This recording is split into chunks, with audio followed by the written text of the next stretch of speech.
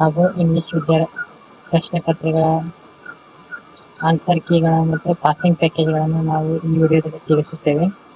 ಇದು ಗಣಿತ ವಿಷಯದ ಪಾಸಿಂಗ್ ಪ್ಯಾಕೇಜ್ ಎಲ್ಲ ಎವರೇಜ್ ಮತ್ತು ಬಿಲೋ ಎವರೇಜ್ ವಿದ್ಯಾರ್ಥಿಗಳಿಗೆ ಬಹಳ ಸುಲಭವಾಗಿದ್ದು, ಇಲ್ಲಿ ಸಮಾಂತರ ಶ್ರೇಣಿಯ ಪಾಠದಿಂದ ಪ್ರಶ್ನೆಗಳನ್ನು ಕೇಳಿರುತ್ತಾರೆ.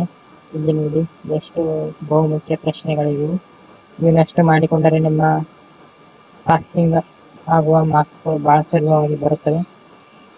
ಇದು 2 ಚರಾಕ್ಷರಗಳ ರೇಖಾತ್ಮಕ ಸಮೀಕರಣದಿಂದ ಬಂದಿರುವಂತಹ ಪ್ರಶ್ನೆಗಳು. ಇವು 2 ಅಂಕದ ಮುಖ್ಯ ಪ್ರಶ್ನೆಗಳಾಗಿವೆ. ಇದನ್ನೆಲ್ಲ ನೋಡಿಕೊಳ್ಳಿ ವಿದ್ಯಾರ್ಥಿಗಳು. ಇಲ್ಲಿ ಉದಾಹರಣೆಗೆ ಇದು 4 ಅಂಕದ ಪ್ರಮುಖ ಪ್ರಶ್ನೆ. ನಕ್ಷಾ ವಿಧಾನದಿಂದ ರೇಖಾ ಸಮೀಕರಣ ಜೋಡಿಗಳಿಗೆ ಪರಿಹಾರವನ್ನು ಕಂಡುಹಿಡಿಯಿರಿ ಅಂತ.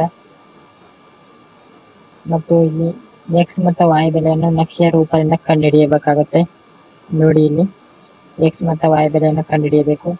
ಅಭ್ಯಾಸಕ್ಕಾಗಿ ಸಮಸ್ಯೆಗಳನ್ನು ಕೊಟ್ಟಿರುತ್ತಾರೆ. ಇದನ್ನು ನೀವು ಅಭ್ಯಾಸಕ್ಕಾಗಿ ಮಾಡಿಕೊಂಡು ಸುಲಭಗೊಳಿಸಿ.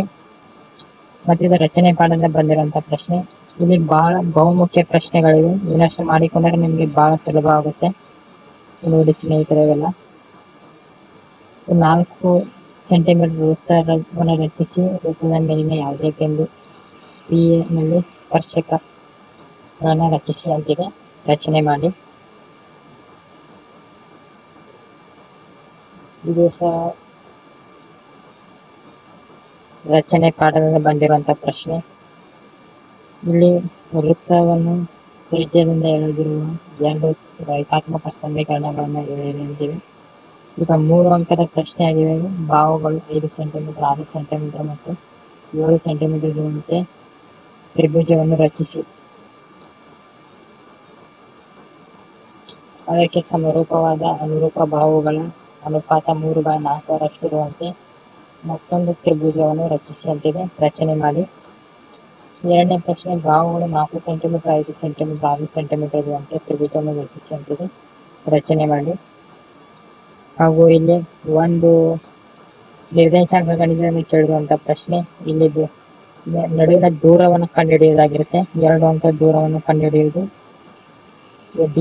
ಕಂಡುಹಿಡಿಯುವುದಾಗಿರುತ್ತೆ. ಮತ್ತು ಇಲ್ಲಿ ಸೂತ್ರವನ್ನು ಬಳಸಿ ದೂರವನ್ನು ಕಂಡುಹಿಡಿಯಿರಿ ಅಂತ ಅಭ್ಯಾಸಕ್ಕಾಗಿ 4 ಪ್ರಶ್ನೆಗಳನ್ನು ಕೊಟ್ಟಿರುತ್ತಾರೆ. ಅದನ್ನು ನೀವು ಬಿಡಿಸಿ ನೋಡಿ ಉತ್ತರ ಏನು ಬರುತ್ತೆ ಅಂತ.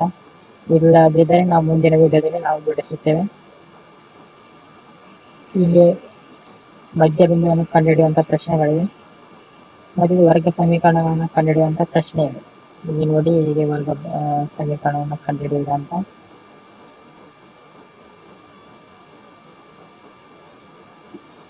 ಹಾಗೂ ಇಲ್ಲಿ ಅಭ್ಯಾಸಕ್ಕಾಗಿ ಲೆಕ್ಕವನ್ನು ಕೊಟ್ಟಿರ್ತಾರೆ. ಇದನ್ನು ನೀವು ಬಿಡಿಸಬೇಕು. ನಿಮ್ಮ ಅಭ್ಯಾಸಕ್ಕಾಗಿ ಕೊಟ್ಟಿರುವಂತಹ ಪ್ರಶ್ನೆಗಳಿವೆ. x ಮತ್ತು y ಬೆಲೆಯನ್ನು ಕಂಡುಹಿಡಿಯುವುದಾಗಿದೆ. ಮತ್ತು ಇದು ಸಂಭವನೀಯತೆ ಪಾಠದಿಂದ P of A ಮತ್ತು P of B ಬೆಲೆಗಳು ಮತ್ತು ಅಸಂಭವನೀಯತೆ ಅಂತ ಕಂಡುಹಿಡಿಯುವುದು. ಈ ಸಂಭವನೀಯತೆಯ ಪ್ರಮುಖ ಪ್ರಶ್ನೆಗಳು 2 ಅಂಕದ ಪ್ರಶ್ನೆಗಳಾಗಿವೆ. ಮತ್ತು ಕೆಲವು ಬಾರಿ 3 ಅಂಕದ ಪ್ರಶ್ನೆಗಳು ಸಹ ಬರುತ್ತವೆ ಈ ಪಾಠದಿಂದ. ಹಾಗೂ ಇದು ವಾಸ್ತವ ಸಂಖ್ಯೆಗಳು ಪಾಠದಿಂದ ಅಭಾಗಲಬ್ಧ ಸಂಖ್ಯೆಯನ್ನು ಸಾಧಿಸಿ ಅಂತ ಕೇಳುತ್ತಾರೆ. ಇದು ಬಹಳ ಮುಖ್ಯವಾದ ಪ್ರಶ್ನೆ. 5 + √2 ಮತ್ತು 2 - √3 ಒಂದು ಅಭಾಗಲಬ್ಧ ಸಂಖ್ಯೆಯನ್ನು ಸಾಧಿಸಿ. ಕೆಲವು ಬಾರಿ ಇಲ್ಲಿ 3 ಅಂಕದ ಪ್ರಶ್ನೆಗಳನ್ನು ಸಹ ಕೇಳುತ್ತಾರೆ. √2 ಒಂದು ಅಭಾಗಲಬ್ಧ ಸಂಖ್ಯೆಯನ್ನು ಸಾಧಿಸಿ. ಇದು ಬಹುಮುಖ್ಯ ಮತ್ತು ಪ್ರಮುಖ ಪ್ರಶ್ನೆಗಳಲ್ಲಿ ಒಂದು. ಇದನ್ನ ಮಾಡಿದರೆ ನಿಮಗೆ 3 ಅಂಕಗಳು ಆರಾಮವಾಗಿ ದೊರೆಯುತ್ತವೆ. ಇದು ನೋಡಿ ಸ್ನೇಹಿತರೆ, ಇದು ತ್ರಿಕೋನಮಿತಿ ಪಾಠದಿಂದ ಬಂದಿರುವಂತಹ ಪ್ರಶ್ನೆ. ತ್ರಿಕೋನಮಿತಿ ಮತ್ತು ತ್ರಿಕೋನಮಿತಿ ಅನ್ವಯಗಳು 2 ಸೇರಿ 3ರಿಂದ 2 ಅಂಕದ ಪಾಠಗಳು.